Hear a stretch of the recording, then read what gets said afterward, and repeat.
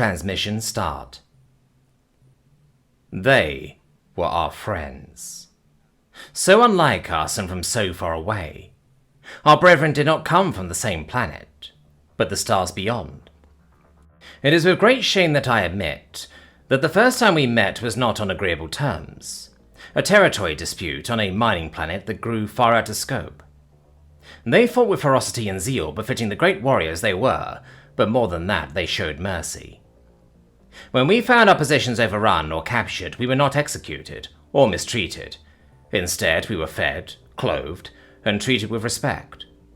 It was the first stone in the foundation of our friendship. The war lasted less than a year, and my father, captured and presumed dead at the time, was instrumental in negotiating a peace treaty between our peoples. By that time next year, I had met my first human.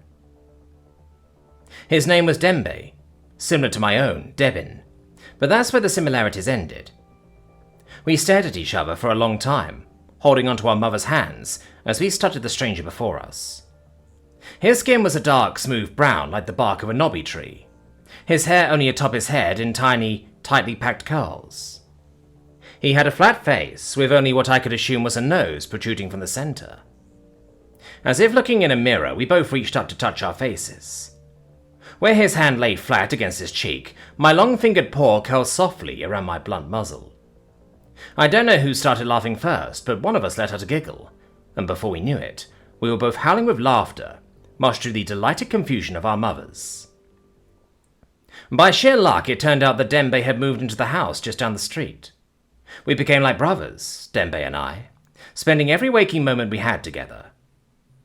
He introduced me to a game called Tag, where one of us was it and had to touch the other one to make them it. While I was faster than Dembe by a good margin, Dembe could run far, far longer than I could. When I began to overheat and was forced to sit and pant it away, Dembe would tease me from just beyond arm's reach, while glistening with his body's natural coolant. In turn, I introduced Dembe to a game called Rudeltaf, which Dembe told me was similar to a human game called Hide and Seek, except in Rudeltaf, you were allowed to run away and hide again unless you were tagged by the Rudel. I was gleeful to discover Dembe was a natural at the game, able to find me and tag me out. There was one time I climbed a tree to hide. You cannot imagine the panic I felt when Dembe scaled that tree in 3 seconds flat to tag me out. However, Dembe was much better at hiding. I remember one time I searched for him for almost an hour before walking back into my room, where he fell on me after suspending himself against the wall by the ceiling by pushing against the opposite wall with his legs.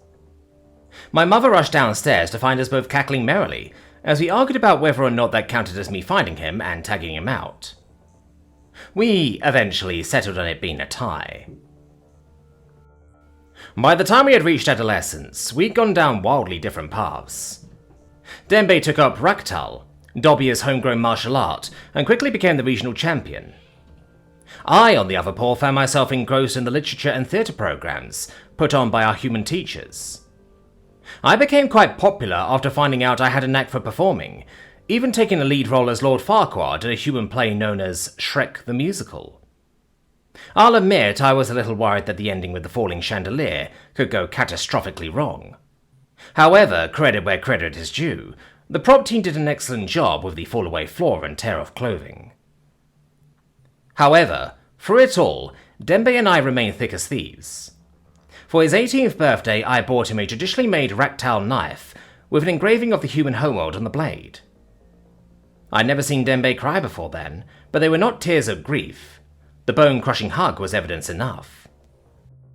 Dembe stayed up all night that night, wrapping the knife's handle in the traditional knotted red Trellian silk, before sharpening it beneath the light of the full moon, as per our ancient traditions. For my birthday, he got us tickets to see the famous human theatre group, Le Fantasme, and their rendition of a human play known as Wicked, which was based on one of their ancient fairy tales. I remember so fondly how Dembe had cowered during parts of the play, engrossed in the action. But that was so very long ago. There isn't a thing in the universe I wouldn't give for those to be the memories of Dembe that come to me in the night. No, those memories are from a time I shall never see again. I remember it like it was yesterday, where the Gegnosians attacked Dobia. I remember how the city burned around me, forced to watch and run as my people were cut down like grass before the farmer's scythe. I remember turning that corner, slamming into the chestplate of a Gegnosian soldier, and knowing I wouldn't make it to the evacuation port. Then, I remember Dembe, the ractile blade I had given him for his 18th birthday, slipping from behind the soldier's back before being dragged across their throat. He pulled me to my feet and told me to run, told me that he'd be right behind me.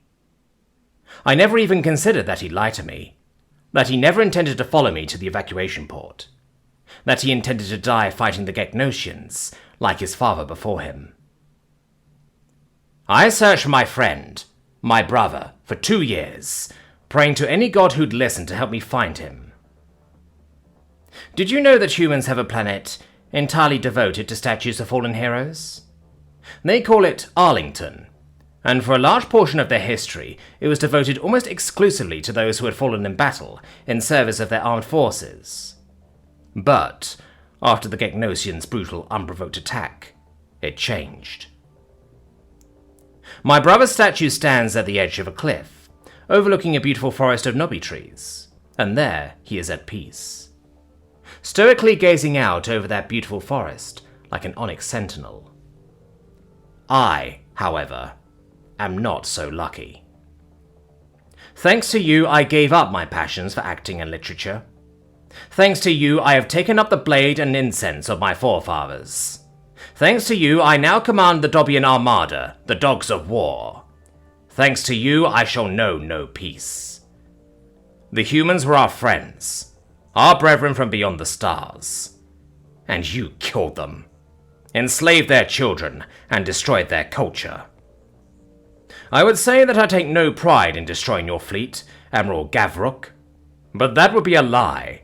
That Dobian died for Dembe. I relish this opportunity to watch the mighty Gegnosian Empire falter and fail, to sink my teeth into the throat of my brother's killers. So pray to your goddess, Admiral, and hope against hope that she is more merciful than I. Transmission end.